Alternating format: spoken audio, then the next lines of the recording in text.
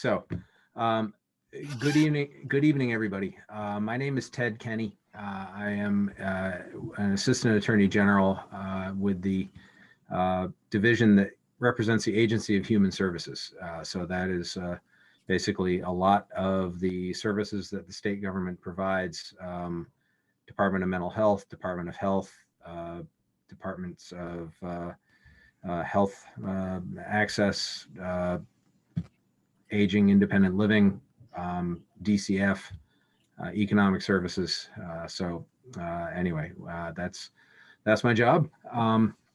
Before that, I was in private practice.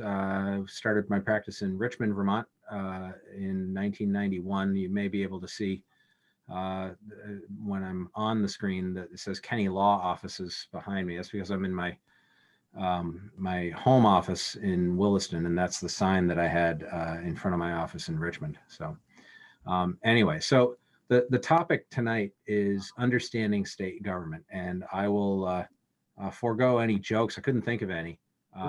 Basically going on how maybe nobody really knows, nobody does understand state government, but we're going to do our best. So that's the topic. And what are our goals tonight? Our goals are to gain an understanding of how Vermont state government is organized and learn how to access state government. If we can do that, I think that we've got a pretty good understanding of what the state government is and what it does.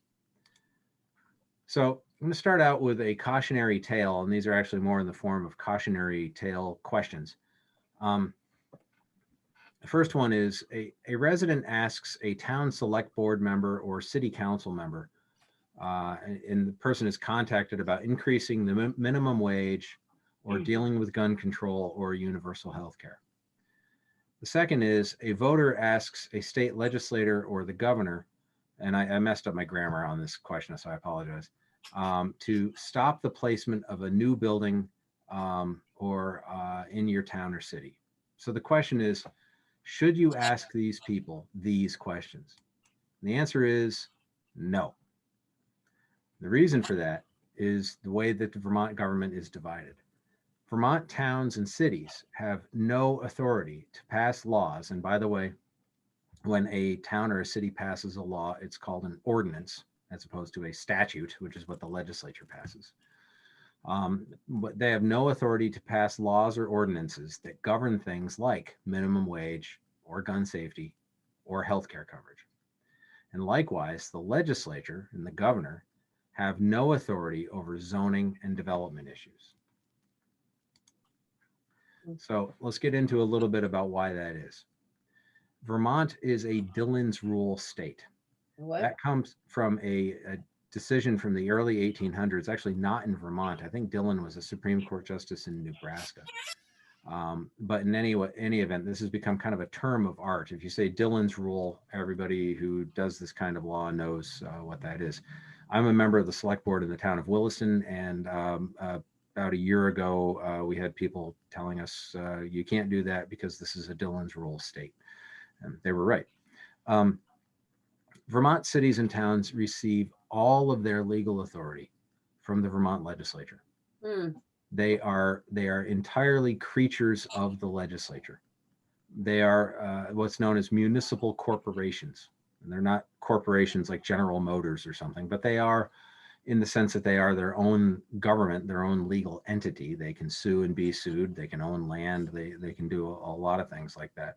But they can only do those things because they have the legal authority that was granted to them from the Vermont legislature.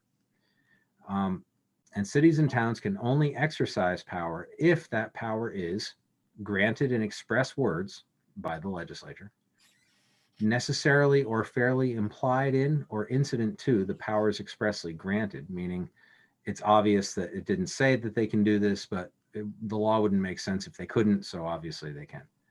And third, those essential to the declared objects and purposes of the town or city. So basically, the deal is, though, if it's not in the law that creates the law that creates the town or city, then just assume it's the town or city doesn't have that authority. So what are the general powers of cities and towns in the state of Vermont? What they can do. They can enact zoning laws, what kind of activities, what kind of buildings can go on what land, whether you can put a gas station in a residential neighborhood, or whether you can put a farm in the middle of downtown Burlington. That the town or city has the ability to create laws that govern that. They can impose a property tax, which for a very long time was the only way that municipalities could gain revenue. They can also nowadays impose a local sales tax if the state legislature approves. And they can provide services like police, fire, ambulance, recreational, and of course they take care of town roads, city roads, and bridges. The fact that they have to have the legislature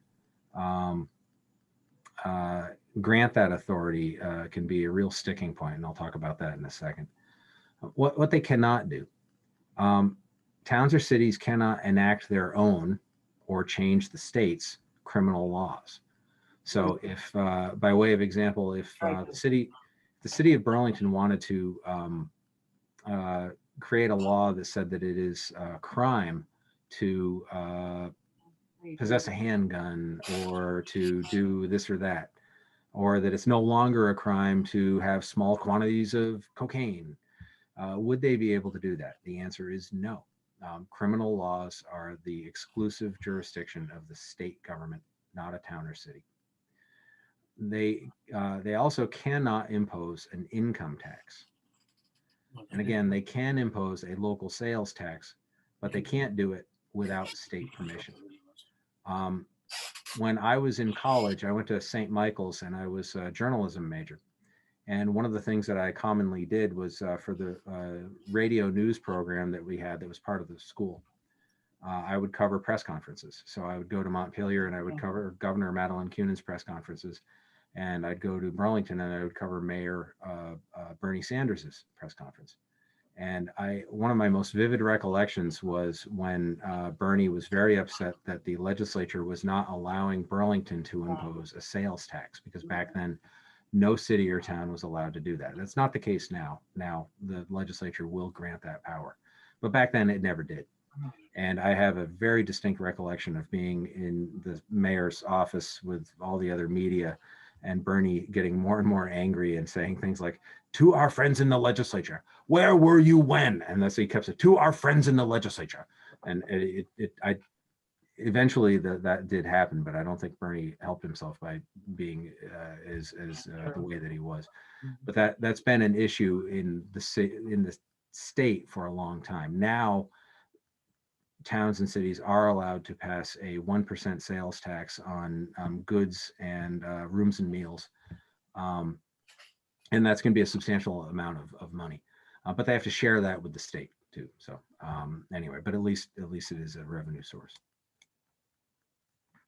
So all of that begs the question of what do you do if you have an issue like the ones that I was just talking about where they can do something. So the question, the answer is you contact your town or city government with issues concerning things like fire or ambulance or police services. And that would be in general, that you think they should have another ambulance, or there should be a fire station or an outpost in your neighborhood, or there shouldn't be. That would be something you would call the town or city, either the executive, which in Burlington would be a mayor, or in most towns and cities, there's a city or a town manager, or your select board member, or your city councilor. Now, that said, obviously for emergencies on these things, you don't call any of those people, you call 911. You would also contact town or city government officials for things about the property tax, property uses, yours and others. So by way of example, if you wanted to put an addition on a house, or you were upset that your neighbor was building an addition on theirs and it looked like they didn't have the right, that it just seemed wrong, they didn't have the right permits for it or something, that would be something you would call the town or city government over. You would never call the state on that because they wouldn't care, because they don't have any power over these things. Parks and recreational services, same thing. You'd want to contact the town or city on those kinds of things. If you think the baseball field, garbage cans need to be emptied more, or there are dogs running around on the soccer field, or there should be more swing sets in a park. Those are things that are going to be handled by the town government or city government, not the state government. Property taxes, property tax payments, property tax rates, things like that. An appeal, if you own a house and they appraise it and say it's worth this much, so this is what your property tax is going to be, and you think that they appraised it wrong, those would be things that you would contact your town or city government over.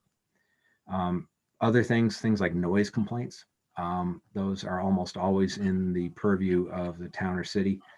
If it's really bad, like a criminal type noise, then you might want to call the police on that. But just in general, that would be something you would contact the town or city government for. Also, something that comes up a lot, but I think people don't understand is dog and animal complaints. A city council or a select board in Vermont actually has the authority, the legislature gave it the authority, to decide complaints on dogs and animals. And most ordinances that towns have talk about dog bites or animal attacks. And that can, as a select board member in Williston and as a lawyer before I was in the Attorney General's office in private practice, I've actually had to deal with this issue where people came to my select board because a dog attacked a neighbor. And the neighbors were saying either muzzle this dog, put it down, or make it leave the town. Likewise, I've represented people in front of town governments when they've been attacked by dogs. And it's almost, by the way, it's almost always people who it's the second or third time the dog has attacked somebody and they're just very irresponsible. Well, the select board or the city council has the authority to do a lot, including actually euthanize the animal. I've never seen that, but I have seen the law actually allows the town government to ban the animal from town, like something, get out of Dodge City, out, in the Old West or something like that, which is, I think, kind of a throwback. One thing on this issue, if anybody's interested in an issue that probably isn't a burning issue, but could be. Sorry. My phone was on. Was the a lot of town and city ordinances on this issue are written so that the animal attack has to happen on or off of the dog's property. And these days, that we changed that in Williston, and I would recommend if anybody has the interest to bring this to other people's attention, that they change it in their town or city as well, because these days, a lot of times, not many people have picket fences or stockade fencing around their property. And, it's pretty easy to walk across somebody else's lawn. It's that the town government should have authority over things like that.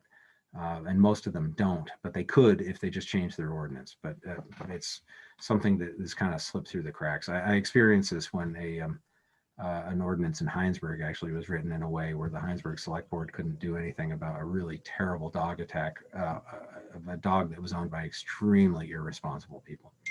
Anyway, just that. Something else people should know, public schools are run by school districts, and school districts are actually their own governments. They are separate from the town or city that they are in. So by way of example, in my town, the town of Williston, before mergers used to happen, I was actually on the Williston the Williston school board. The Williston School District was its own government. It is not under the control of the town.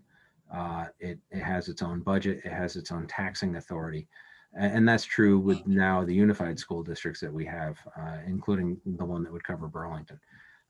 So the city council and the mayor's office, they may have influence and they might be able to do some things around the edges, but in terms of school policy, That is the school board that is its own government. And again, that's a government that was created by the legislature.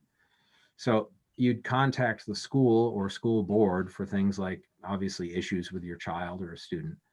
Um, Educational property taxes, which is actually the bulk of property tax payments in the state of Vermont.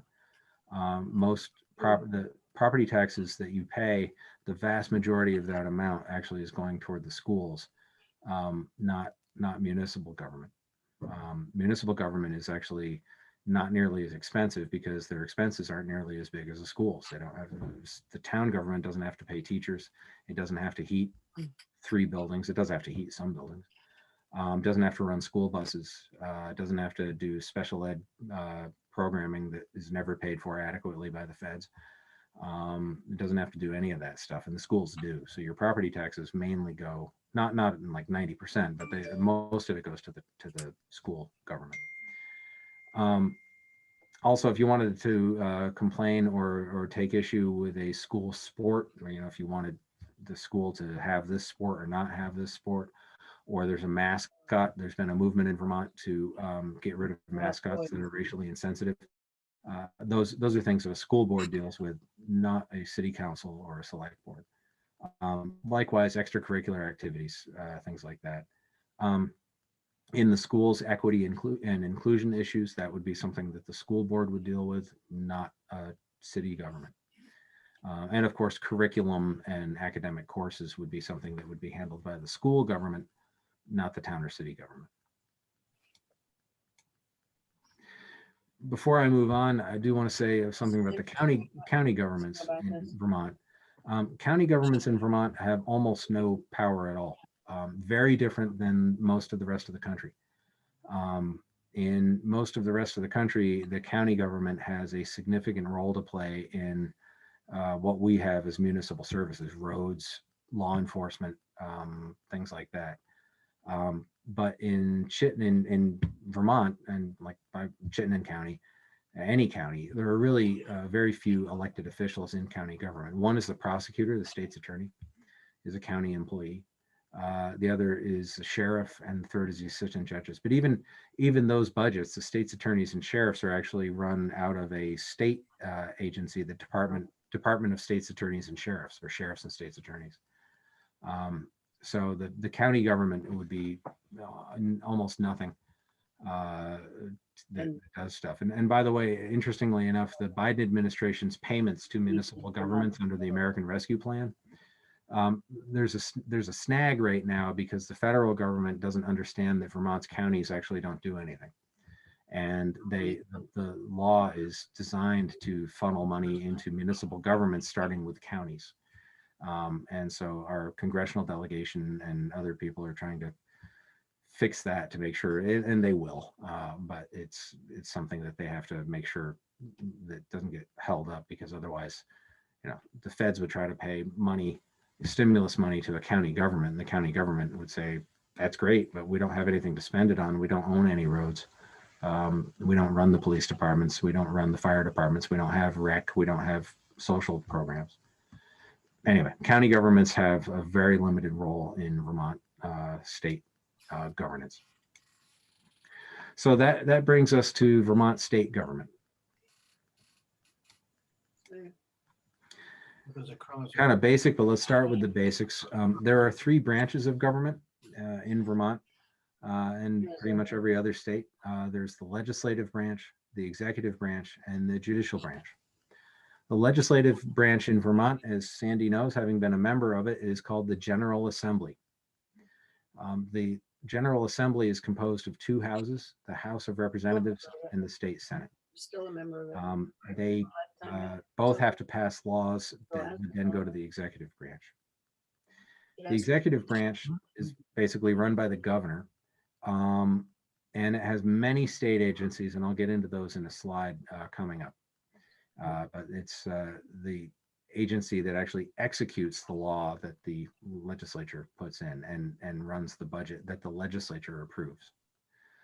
The third branch, the judicial branch, is the branch that interprets the laws. And when we say interpret, it means it can not only interpret it, but can actually overrule laws if they are unconstitutional, because that would mean that the judiciary is interpreting the Constitution, either the state constitution or the federal constitution.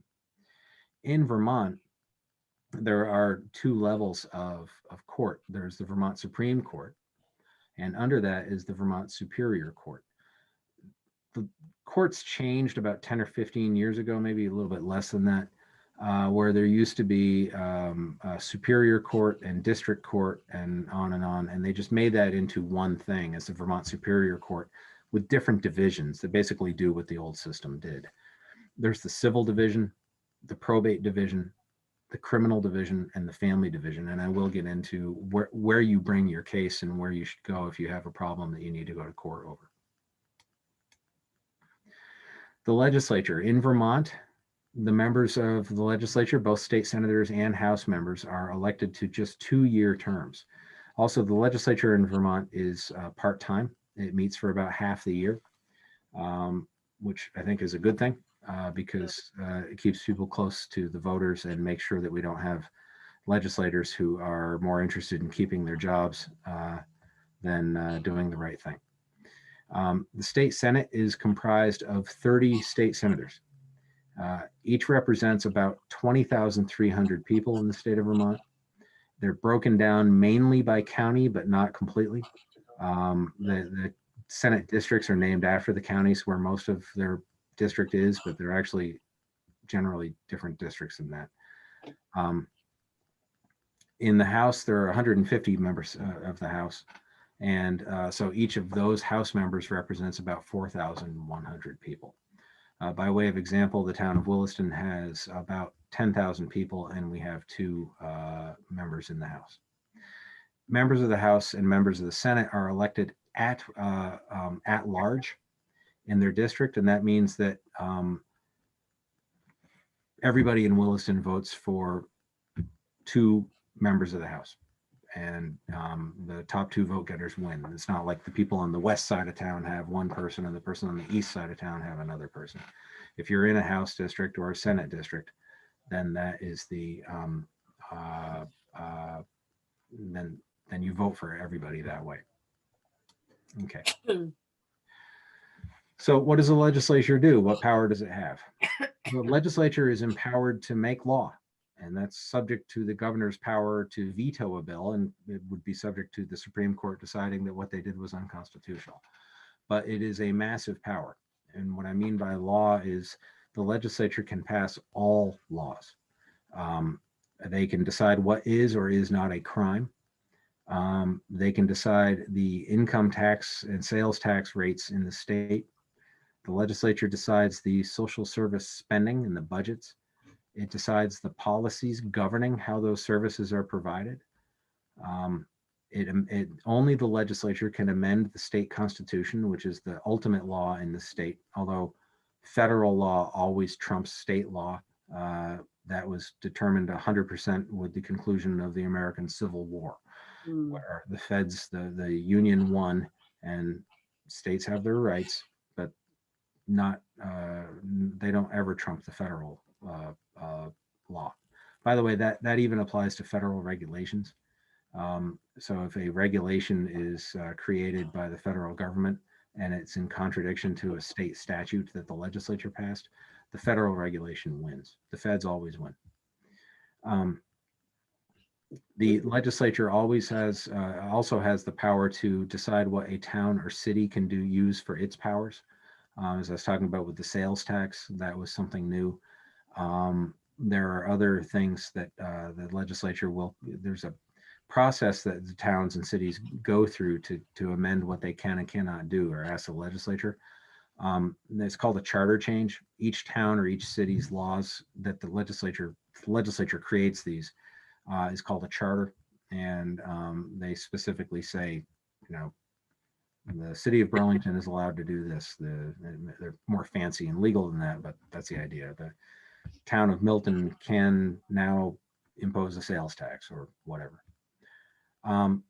The governor can stop the legislature's laws from coming into effect if he or she vetoes the law. That would send it back to the legislature, but the legislature can have the final say.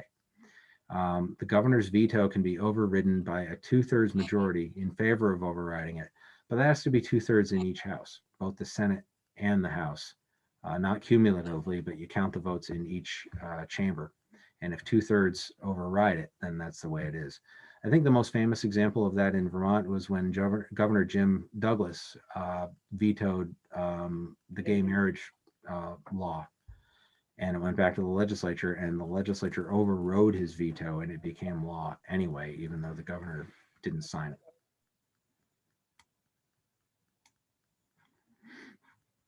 The executive branch is a big endeavor.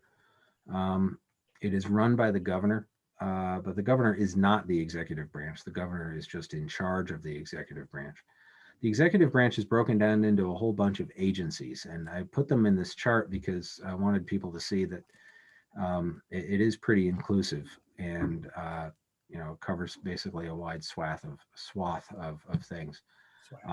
So agencies like Commerce and Community Development are trying to, as it says, basically bring business, hopefully socially conscious businesses to the state, and foster community development at the same time. Agency of Transportation, the biggest thing people usually think of is the interstates. Those are kept up and maintained by the Agency of Transportation. But the Agency of Transportation also has the Department of Motor Vehicles in it. So if you had a problem with your license, it's the DMV, but that's under the Agency of Transportation. And actually, I have Agency of Transportation in there twice. Sorry about that. There's only one. Agency of Natural Resources is in charge of protecting the natural resources of the state. They often will bring cases against people who are violating a state law or their own growth permit by discharging water where they shouldn't, or building where they shouldn't, or building on a wetland when they shouldn't do that. A lot of that is going to be handled by the Agency of Natural Resources. Agency of Agriculture, Food, and Markets is really just mainly in charge of agricultural endeavors in the state to try to help farms. And farms these days, as I'm sure you all know, aren't just dairy farms. There's all different kinds of agriculture out there. Maple syrup actually would be part of that. The Agency of Education is in charge of obviously educational quality in the state, although a lot of that is handled at the local level by the school board. Agency of Digital Services is actually just the people who run the computer system for the state. That is its own agency now. And the last one is the Agency of Human Services, and that is huge. That includes the Department of Mental Health, the Department of Disabilities, Aging, and Independent Living. They're in charge of making sure that people are safe in nursing homes. They're also in charge of providing a public guardian for adults who don't have anybody else to run, a disabled adult who would not be able to run their affairs. They have a lot to do. Department of Corrections is actually part of the Agency of Human Services. That was the idea was that that would make it a better chance for it to be rehabilitative. I'll leave it to people in their own opinion whether that worked or not. Department of Health. The Department of Health has been a very busy in the last year with the pandemic. Department of Vermont Health Access basically runs things like the state equivalent of Obamacare and things like that. So if you are looking to access healthcare in Vermont, it would be the Department of Health Access. And the last one is the Department for Children and Families. I actually did a seminar for Sandy in this program about a year ago, I think, outlining what powers the Department for Children and Families have. But their charter is to make sure that people who are children who are in need of care or supervision because they've been either neglected or abused are not neglected or abused. Their goal is to keep children in the family. A lot of times they're successful with that. Sometimes they're not. And obviously there's always going to be a debate whether they didn't do enough or went too far. It's a very difficult job. Mhm. The executive branch. The executive branch, the governor is also elected to a 2-year term. That's actually a anomaly in the United States. Most governors are elected to a 4-year term. The governor has the power to veto legislation that I went into before. If he or she doesn't like the law, they can veto it, and then it does not become law unless the legislature overrides by 2/3 vote in each house. The executive branch also, the governor appoints the agency secretaries and departmental directors. These are the people who actually manage the government, so that's a pretty important thing. And the governor administers the laws and the budget that the legislature passes. Another thing that I actually didn't put on here is that the governor actually also appoints judges that have to be confirmed by the state senate, but he does have the authority. He or she has the authority to appoint judges. The governor has to pick, though, from a list that a panel creates, and so that that is kind of a limited power. And people may remember that when Governor Dean was governor, that panel forwarded 2 names to the governor to fill a Supreme Court justice position. And they were actually associate justices on the Supreme Court already, and one of them would have become Chief Justice had Governor Dean done that. But Governor Dean didn't want either of those people to become the Chief Justice, so he said no, and he sent it back and said, come up with a different list of names. And I don't know what happened, if there was conversations on the side or something, but that's how Attorney General Jeffrey Amistoy went on to become the Chief Justice of the Vermont Supreme Court. And that's how Governor Dean's administration secretary, Bill Sorrell, was appointed to be the Attorney General. I think Governor Dean wanted Bill Sorrell to be a Supreme Court justice, and that didn't work, so he had him become Attorney General. And then Bill Sorrell was the Attorney General for a very long time. I think he has the record or something.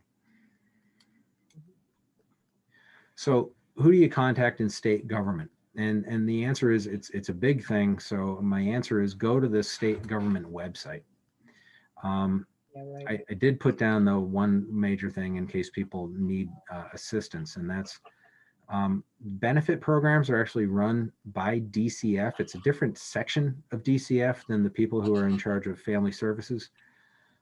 So if you went to dcf.vermont.gov/benefits, and you could just Google benefit programs Vermont government, and you get there anyway.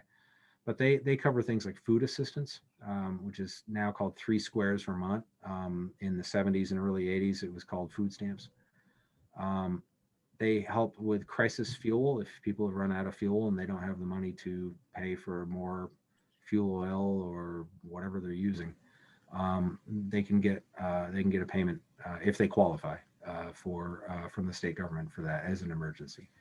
The state actually has an emergency assistance program if people need money because they are about to have their lights turned off or something like that as well.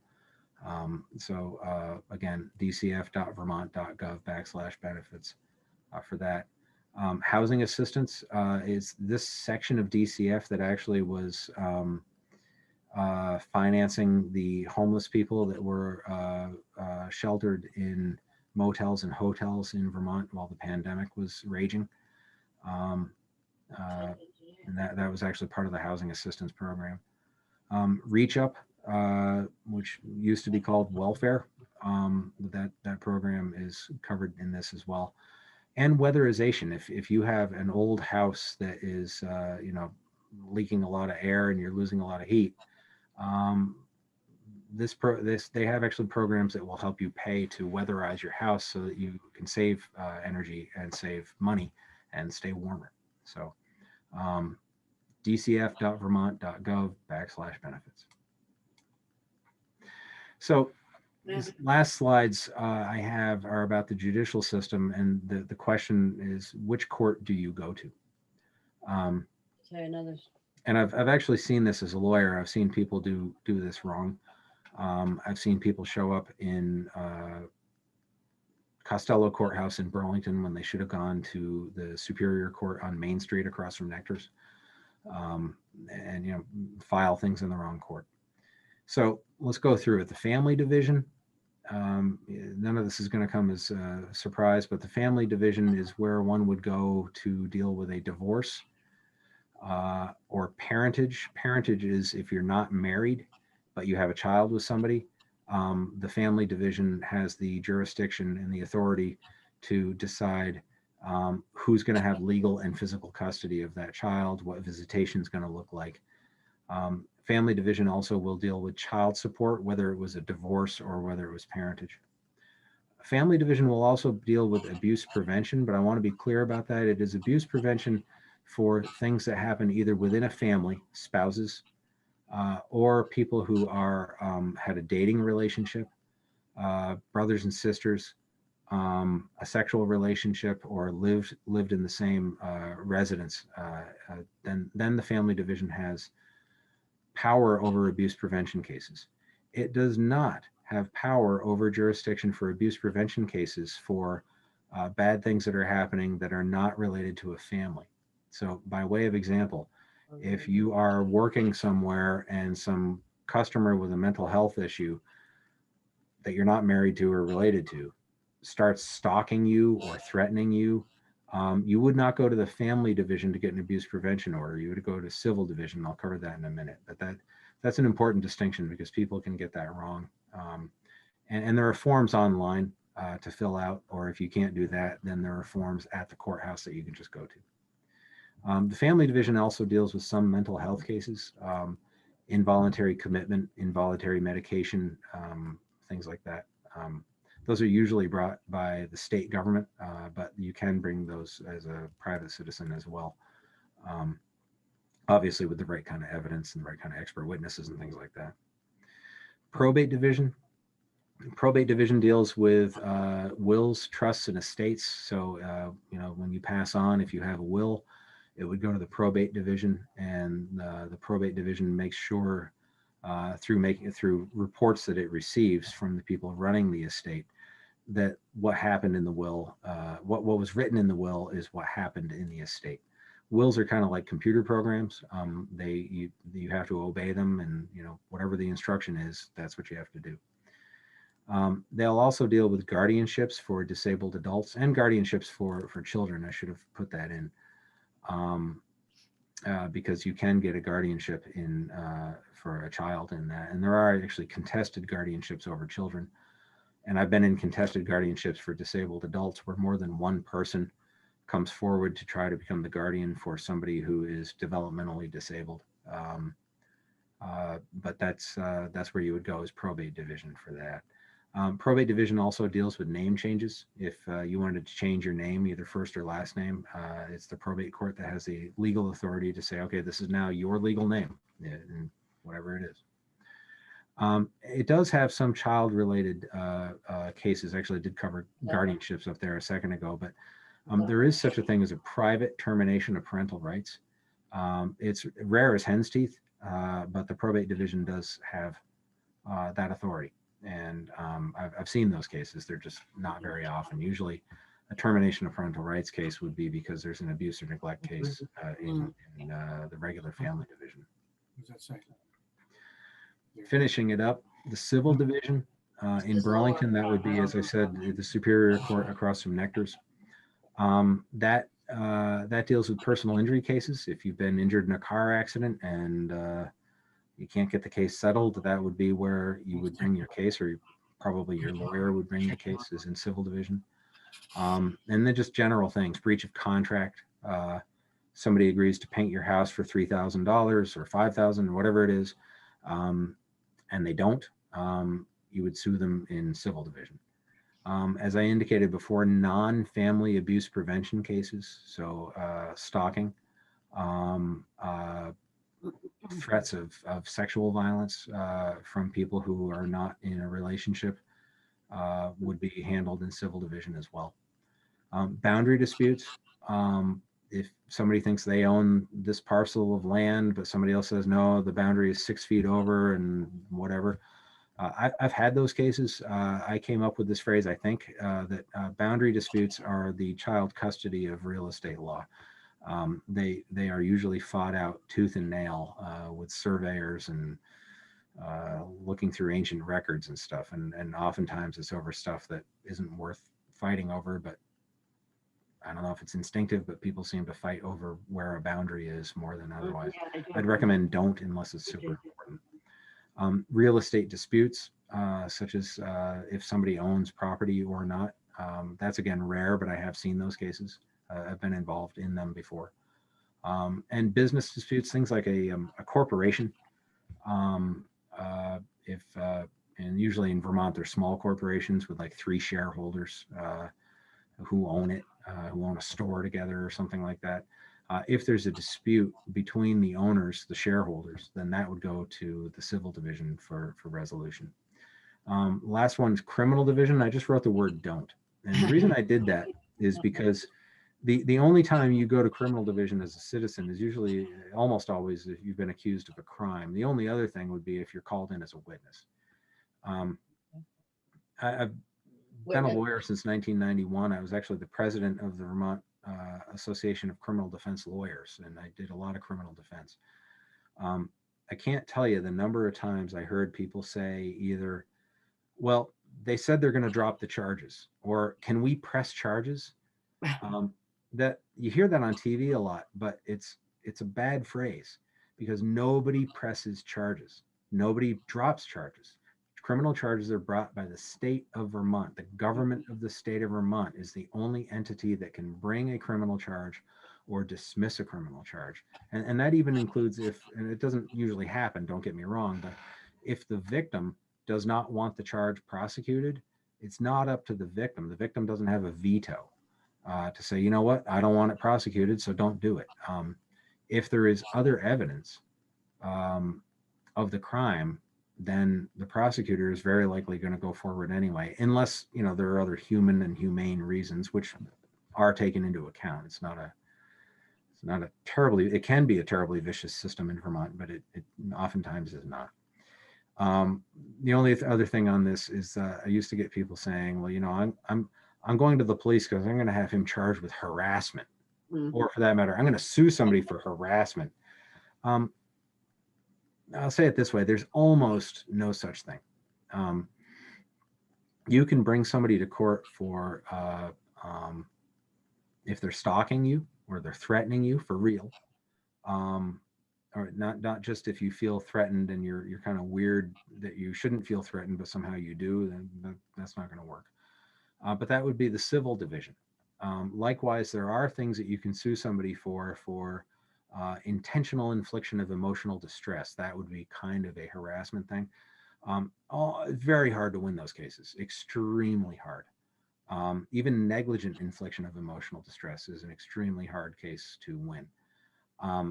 But in terms of criminal law, there are things like disorderly conduct.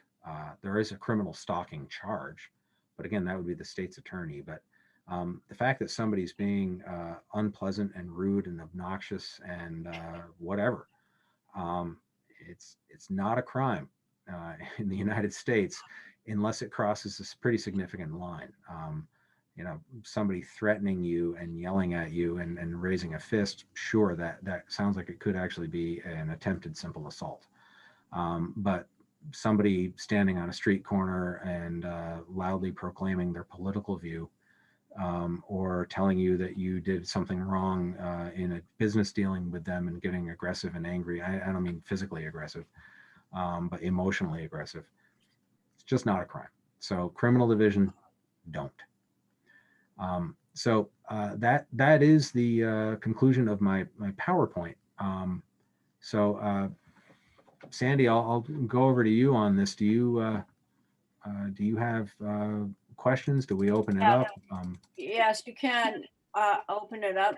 And I do have a question and a comment. Thank you, by the way, very much. That was very educational for me.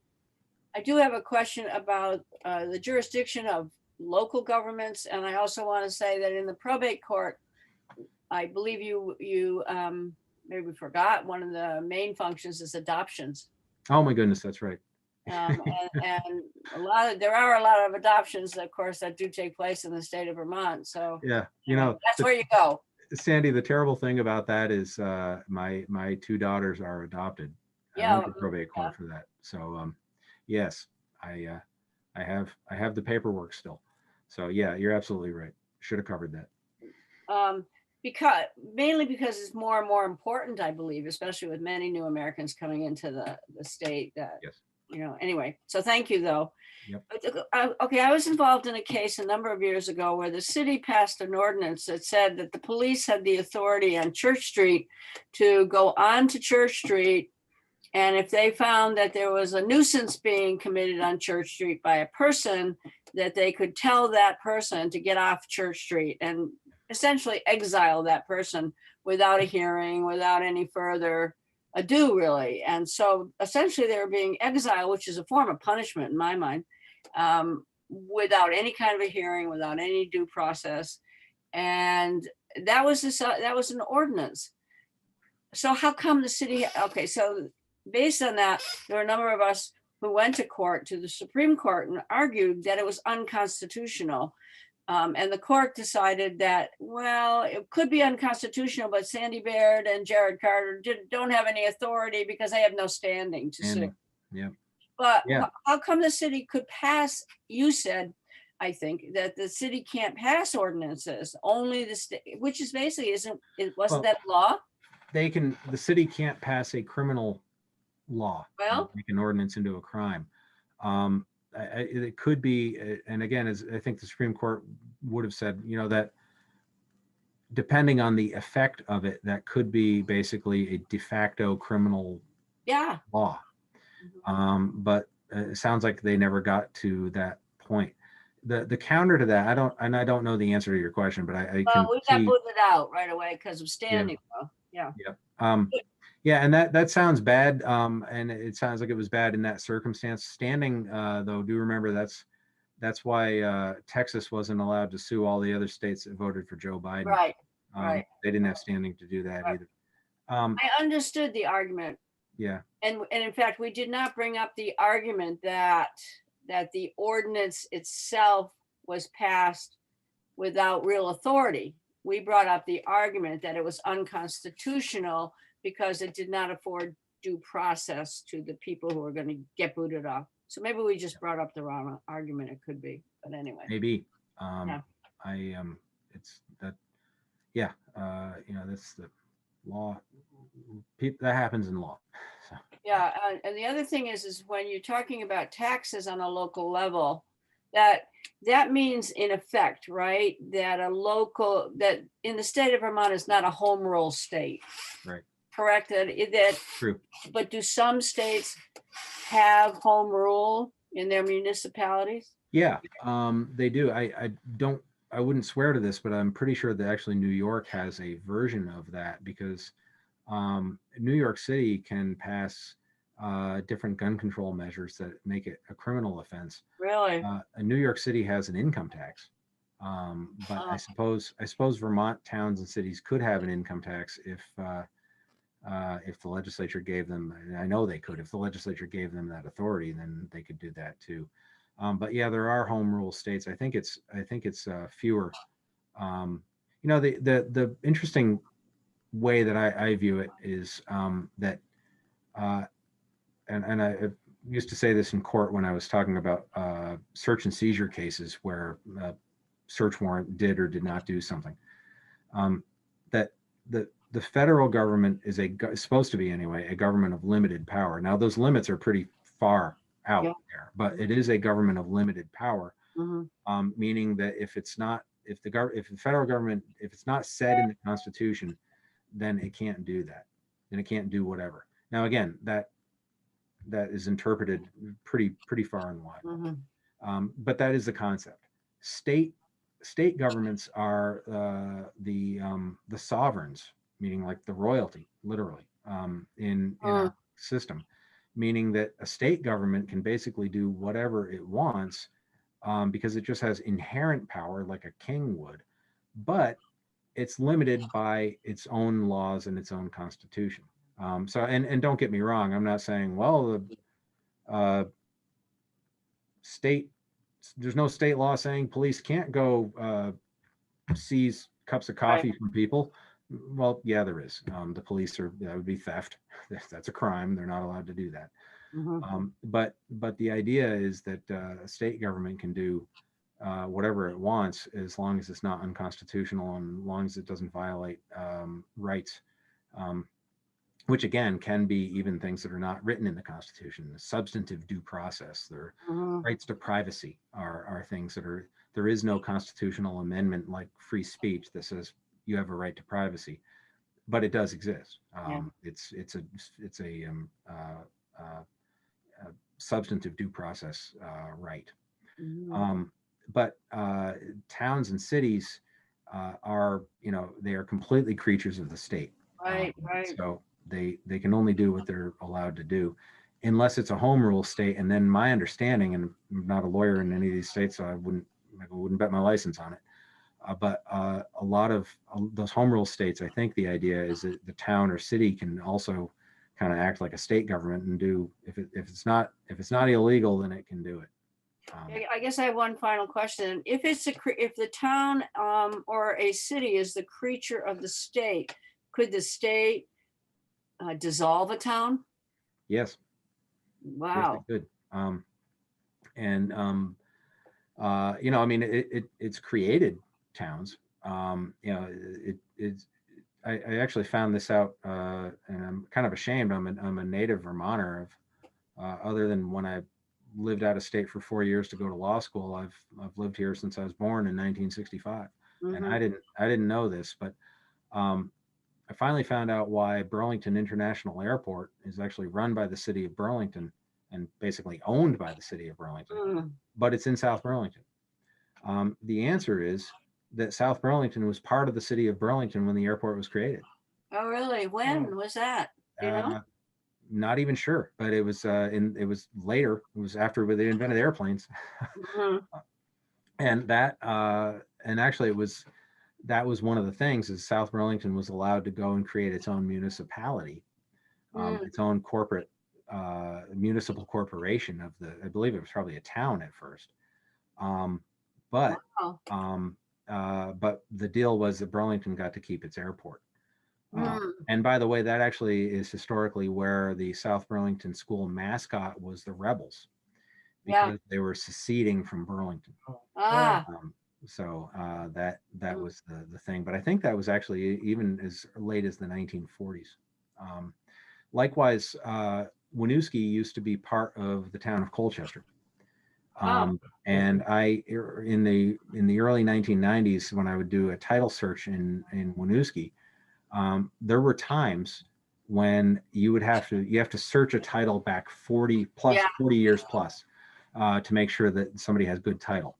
Mhm. And there were titles where you could get back to like 35 years in the city of Winooski, and then the next reference in the deed, in the old dusty book that you pulled off the shelf, was a reference to a land record volume and page number in the Colchester land records. Mm. So you'd have to drive over to Colchester, and they were used to this. So they would you'd tell them, and then, yeah, okay, those books are over here, and you'd look, and sure enough. But yeah, so I mean, that towns and cities divide off from each other.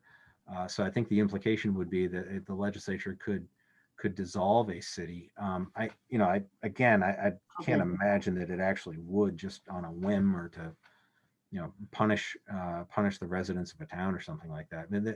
In that case, by the way, that's where the gores come in. Remember Buell's Yeah. Gore? What is a gore?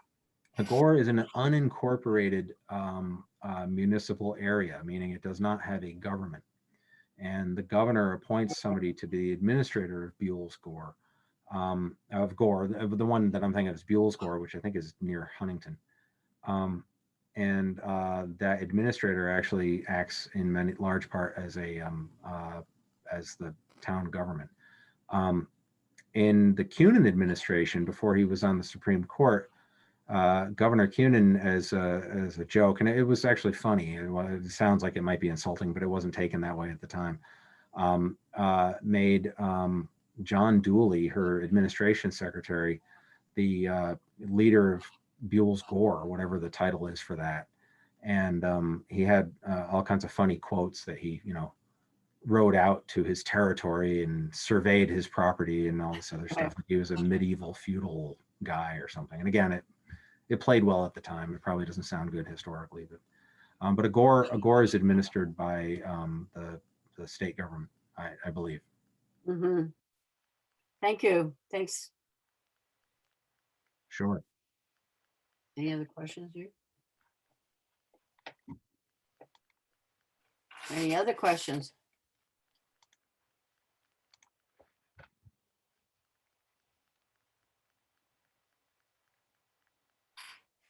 I Doesn't guess sound it. what? I do Anything? have, is Oh, there okay, go ahead. Hey. anybody else but me or somebody else? Oh, I thought I heard somebody, but Yeah, how do I do this? yeah. Well, it could be worse, Sandy. I had when I was running for re-election for the Williston Select Board once, we were on a Channel 17 debate, and I would have preferred that nobody called in with a question. But what happened is somebody called in and said, "Yeah, if the Williston budget were the USS Enterprise on Star Trek, what would Captain Kirk do?" Ah, There's no good answer for that. right. I guess I do have one other question. Okay. So I've been very concerned this COVID year because town halls are closed, city halls are closed. We have no access to the city government right now at all. I guess somebody doing a title search might be able to make an appointment, but in effect, public meetings have been halted. And I'm wondering if, and also the legislature did not meet. The most serious thing to me that happened in the course though, was that town meetings did not happen. Yeah. And that there's now mail-in ballots, which defeats the whole purpose of town meeting.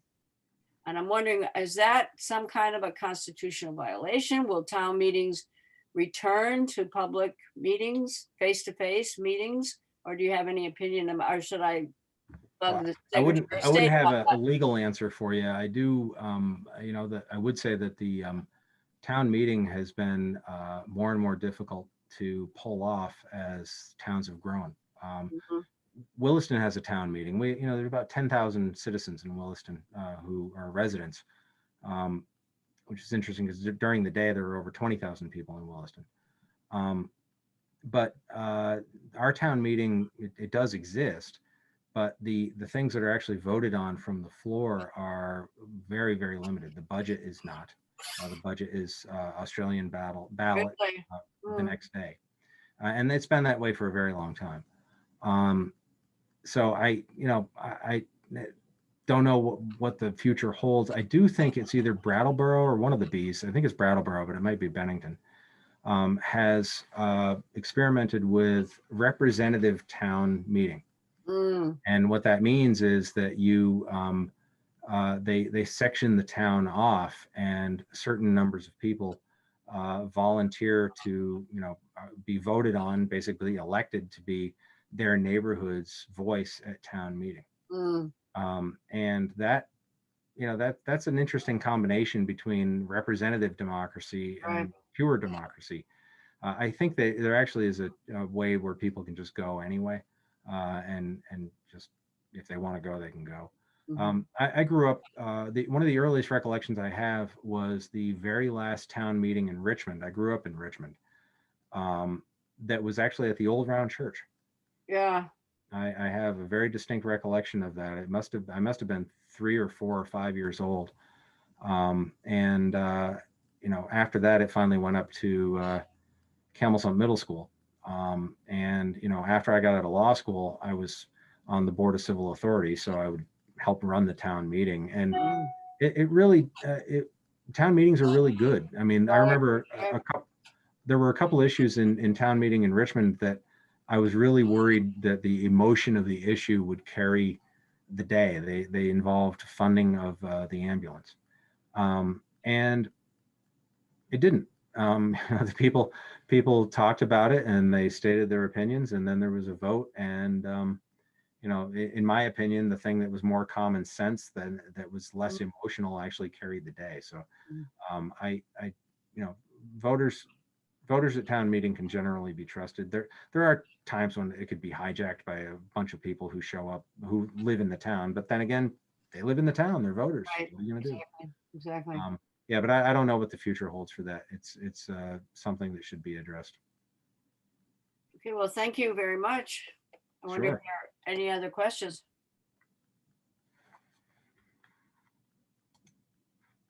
Guess not. Actually, there are No. questions in the actually there are questions in the chat. So let me read them off. There are two.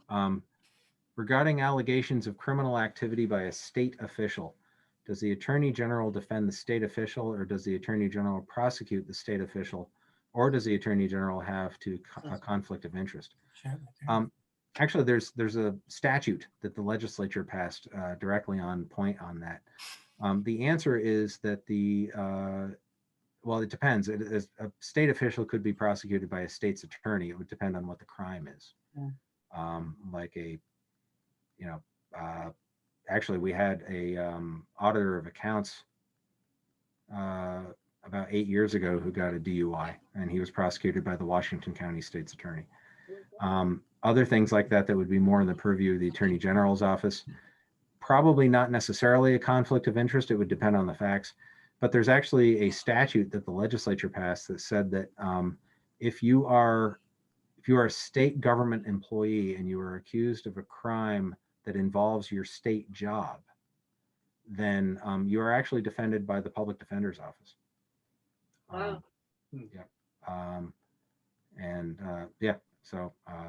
But there could be a conflict of interest if depend on the facts. But there is a statute that addresses most of that scenario. So next question: towns can put advisory questions on ballots even though they cannot become law. What power do those votes have? That's basically it. The towns can put advisory things in on town meeting day, and they basically are exactly that. They are advisory to the legislature, but they're no legal authority. So I've seen that where the town, actually the wording in a town meeting in Richmond when I was in college said that the town instructs our members of the legislature to, and whatever it was.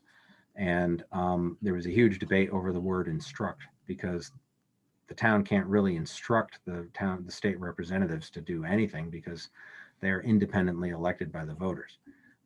Your power over people in the legislature is at the ballot box, and short of that, not much else. But again, it would be pretty if a town meeting voted to advise a representative or state senator that the town's position on something is XYZ, that would certainly have sway over the state senator or representative. It may not carry the day because again, they are elected on their own in their own right. But the answer about what power, it has no power, no actual power. Persuasive, but not powerful. Great.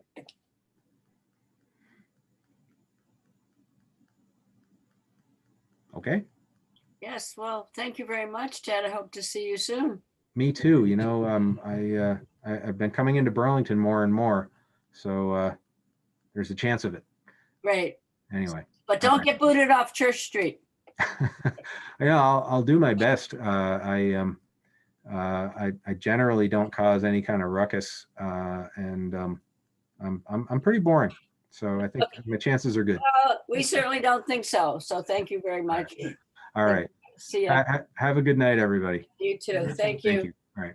Yeah, bye-bye. Bye.